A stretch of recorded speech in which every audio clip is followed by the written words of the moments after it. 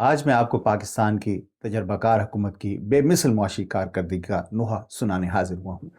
پاکستان کی اس وقت 60% سے زائد آبادی عارضی غربت کا شکار ہے۔ حکومتی اعداد و شمار کے مطابق 7 کروڑ، جبکہ ایس پی ڈی سی کی رپورٹ کے مطابق تقریباً 11 کروڑ افراد سطح غربت سے نیچے زندگی گزار رہے ہیں۔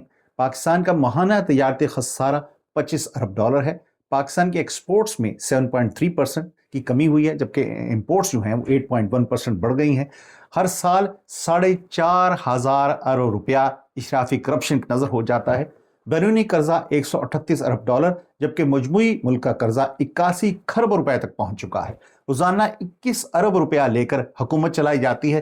بے روزگاری کی شرح 7.1% ہے، لیکن اس بے مثال کارکردگی کے باوجود بھی ہمارے ایم این ایز نے اپنی تنخواہ میں 138% کا اضافہ کر لیا ہے، جبکہ ایوارڈ کے طور پر 2 جہاز بھی ہمارے اشرافیہ میں تقسیم کیے گئے ہیں۔ یہ ہے ہماری حکومت کی بے مثل کارکردگی۔